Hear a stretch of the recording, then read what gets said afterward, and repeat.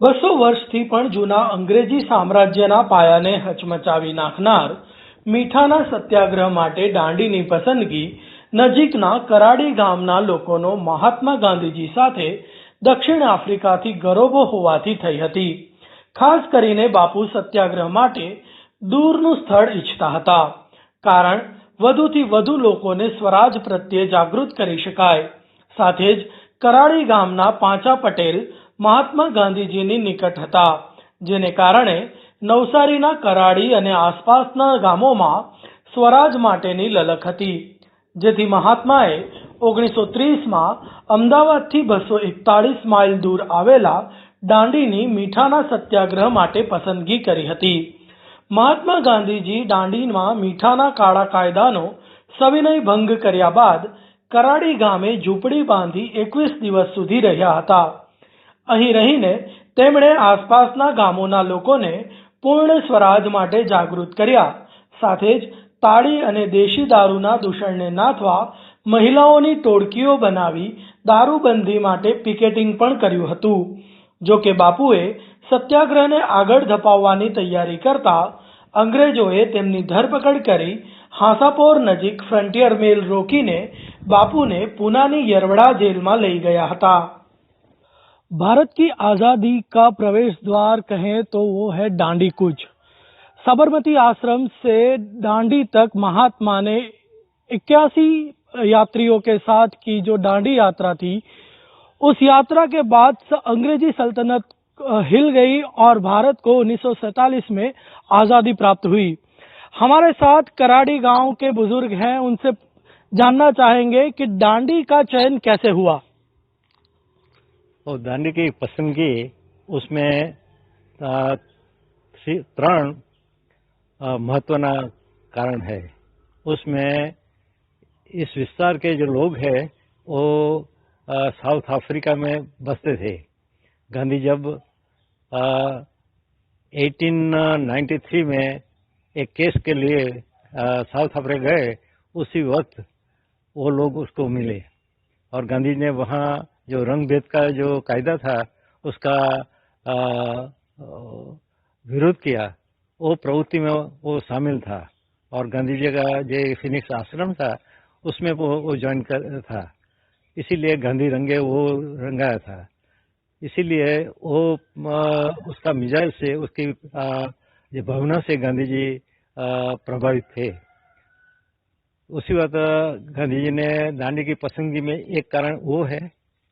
दूसरा कारण कराड़ी में भारत विद्यालय राष्ट्रीय शाला चलती थी. उसका life time president Sardar Vallabh भाई पटेल था और उसमें उसका जो आचार्य था वो आचार्य मणिभाई पटेल, जो गांधी जी की गुजरात विद्यापीठ का स्नातक था. वो दूसरा कारण.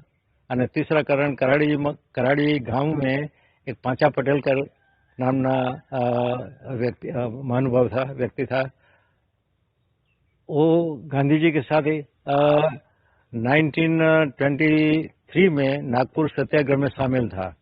गांधी जी के साथ उसने जेलवास बैठा था और बारडोली सत्याग्रह में वो शामिल था. क्या वजह थी जब गांधी यहाँ आए तो पहले उन्होंने दांडी सैफी विला में रुके और वहां से चुटकी भर नमक उठाया था. अच्छा. क्या माहौल रहा, कैसा वातावरण था आसपास के गांवों का? उसी वक्त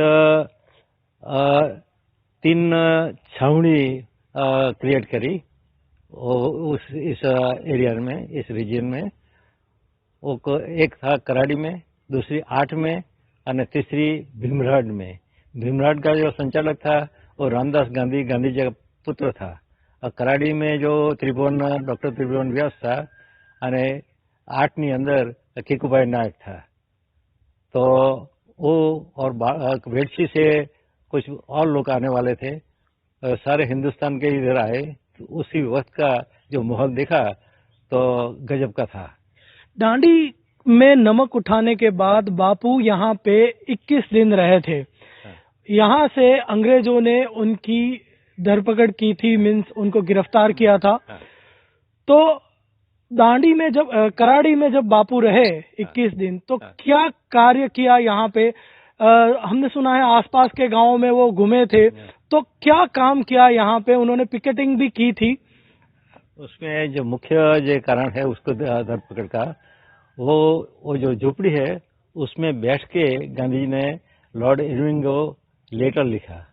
उसमें लिखा कि जो दांडी कूच समाप्त नहीं हुई, मैं इस कूच को एक्सटेंड करता हूँ, और धरासण में जो मीठा का अगर है उस पे जो 60% टैक्स है उसका विरोध के लिए मैं वहाँ पहुँचूंगा।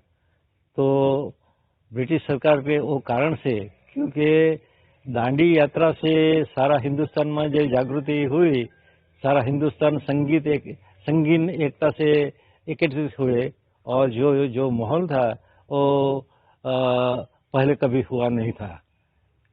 तो जब वो धरासणा पहुंचेंगे तो और उसमें जो लोगों को जो उत्साह है, जो उसके स्वराज के लिए लोगों की जो जागृति है वो और बढ़ेगी। वो विचार के ब्रिटिश सरकार ने गांधी जी को गिरफ्तार किया। रात्रि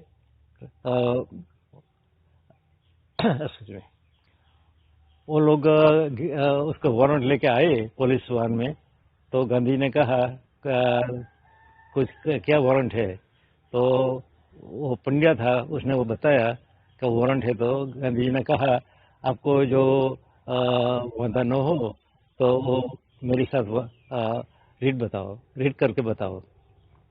तो उसने ये वारंट सारा वारंट पढ़ गया, और गांधी जी ने कहा मैं तैयार हूँ, लेकिन मुझे ब्रश दातन करने दो और एक प्रार्थना करने दो, इतना टाइम मुझे दो। तो जो सुप्रिंटेंडेंट था उसने इतना टाइम दिया, और गांधी जी ने ब्रश कर लिया, प्रार्थना की। उस वक्त सारा गांव इधर एकत्रित हुआ था, और गांव की बहनों ने एक गीत उसी वक्त पढ़ा। वो गीत है, उसकी गुजराती लाइन है, वो है दातण कर तेरा जाओ रे गांधी जी, स्वराज लई वेला आवजो रे। था। और 21 दिनों तक यहाँ पे रहे, क्या कार्य किया? आसपास के गांव में क्या कार्य किया? आसपास में गांव के अंदर उसने मीटिंग को की। उसमें गांव लोगों ने उसको जागृत किया स्वराज के लिए, क्योंकि 1929 में लाहौर के अंदर पूर्ण स्वराज का ठहराव हुआ था। उसकी जवाबदारी गांधी जी ने सौंपी थी, तो सारा हिंदुस्तान को उसके लिए तैयार गांधी जी ने करना था। तो वो प्रवृत्ति वो करते गए। जो प्रवृत्ति से जागृति आई, उसी देख के ब्रिटिश सरकार ने ऐसा हुआ कि इस आदमी को अभी पकड़ना चाहिए। तो जो दांडी के अंदर गांधी जी ने कायदा का भंग करा, जो नमक है ये उसने पड़ा। तो वहाँ जो प्रतिमा है गांधी जी की, वो मीठा का कायदा का भंग करता है, ऐसी है। तो हम चाहते हैं कि इधर जो प्रतिमा आएंगी वो भी गांधी जी लॉर्ड इरविंग को जो पत्र लिखता है वो फोटोग्राफ है, उस पे से प्रतिमा करनी चाहिए, क्योंकि ये चंद्रवाकर ने वो फोटोग्राफ लिया था। तो वो जो लॉर्ड इरविंग पत्र लिखता है गांधी जी, वो वर्ल्ड फेमस है वो घटना। तो ये थे कराड़ी के मगन भाई, जिन्होंने दांडी कूच के बारे में और उस वक्त यहाँ का माहौल क्या था, गांधी ने क्यों दांडी को चुना, उन सारी बातों पर प्रकाश डाला है। और आप मेरे साथ हैं धवल पारेख, ईटीवी भारत, नवसारी।